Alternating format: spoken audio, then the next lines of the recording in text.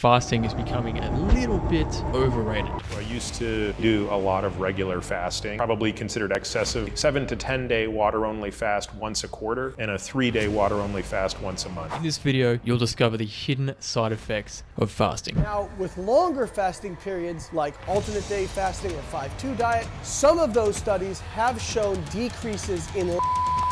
If you're looking to lose weight, get leaner, maintain a healthy body, have more energy, and just perform at your best, and you're thinking of doing fasting or already doing fasting, then you need to know what I'm going to cover in this video so that you can avoid suffering from these side effects. If you haven't heard of Peter Attia, he's a doctor specializing in health span and lifespan, the science of helping us live longer, healthier lives. Recently, he was interviewed by Thomas DeLauer, who asked Peter, what is one thing he has changed his mind on? One that I would say I've changed my mind on is the importance of regular fast. So I used to do a lot of regular fasting, probably considered excessive by some. 7 to 10 day water only fast once a quarter and a 3-day water only fast once a month. Whether you're fasting for that long once a quarter or once a month, what he said next gave me a shock. While there were clearly some benefits of doing that, it's very difficult to measure what's happening cellularly. It's very difficult to measure these results to prove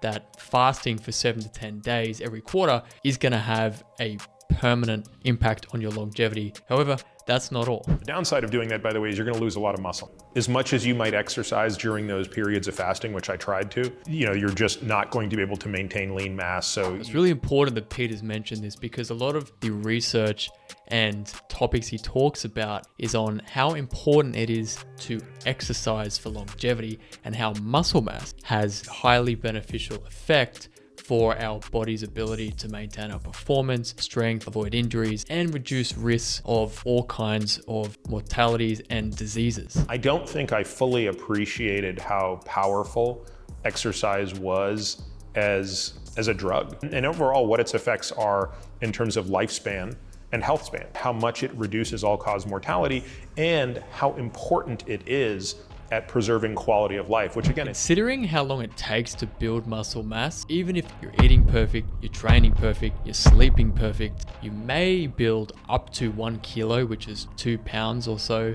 of muscle per month. Period of about 3 years, I probably lost about 10 pounds of lean mass. Today, I just don't feel that trade-off is worthwhile. Considering how long it takes to build 10 pounds of muscle, to lose that much would take months, if not up to a year to regain. I haven't done a prolonged multi-day fast since the end of 2020, actually. However, there's one thing he didn't mention. If you're not familiar with Lane Norton, he has a PhD in nutritional science. He's always putting out fantastic content based on the evidence and the data. Absolutely, intermittent fasting can be a great way to lose weight. And it doesn't seem to have any negative downsides in terms of if you're doing shorter, like 16 to 18, maybe even 20-hour fasting periods. With longer fasting periods like alternate day fasting or 5-2 diet, some of those studies have shown decreases in lean mass compared to calorie-equated non-intermittent fasting protocols. Based on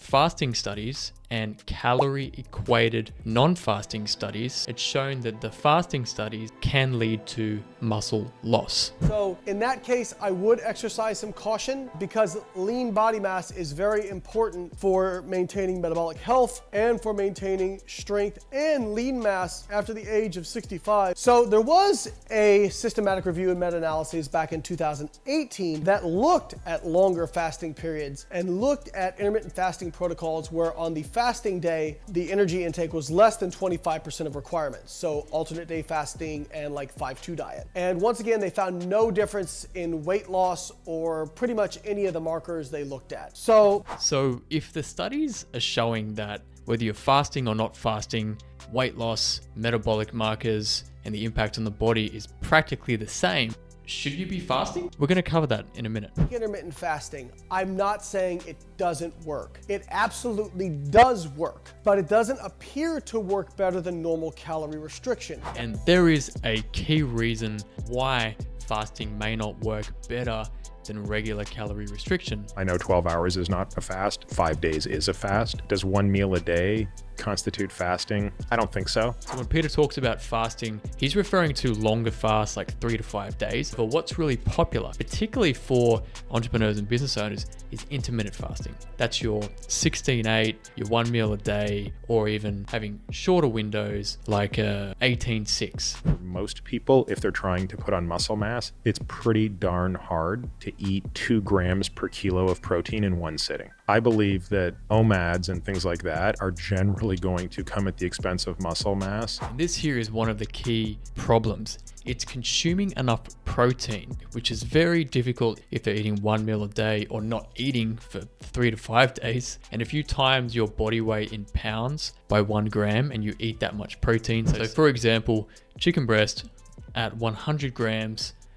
is 31 grams of protein. So to eat 200 grams of protein from chicken breast, you're looking at 640 grams of cooked chicken breast, which is 1.4 pounds. That is not easy to eat if you are busy running a business, clients, staff, customers, team, business partners. The last thing you're thinking about is, where am I going to get 200 grams of chicken breast from? Because I simply think most people are protein deficient when they do it. Great idea if you're overweight and insulin resistant. Not a great idea if you're lean. Which leads us to the last side effect. It is possible that due to fasting, people could have worse exercise performance. It's also been shown that when people skip breakfast, they become less spontaneously physically active during the day. The body has pretty elaborate compensatory mechanisms to deal with this stuff, and you're probably not smarter than your body. So if you're not eating food and then going for a hardcore workout early in the morning, or not eating after that workout and waiting until 12 p.m., whenever it is that your fasting window starts, you may actually overeat or suppress your movement throughout the day, which would decrease your overall metabolic output. if you're eating the same amount of calories as somebody who's not fasting during exercise, and we're making that comparison, if we're comparing apples to apples, which is calorie controlled, that means you have to eat more later. If you're eating a 2,000 calorie diet, you're gonna have to eat those calories later on in a shorter window. So the question is, should you be doing fasting? What kind of fasting should you be doing? So a client who's lost a lot of weight, he was told that breakfast is the most important meal. However, it was very inconvenient. It made him feel a little bit sluggish throughout the morning. So instead of forcing himself to eat breakfast, we implemented basic 16-8 fasting window. And to overcome this issue of not eating enough protein, here's what we did. We simply scheduled the workouts within or very close to his eating window. And 2, we spread 3 protein servings across the day. That made it easy for him.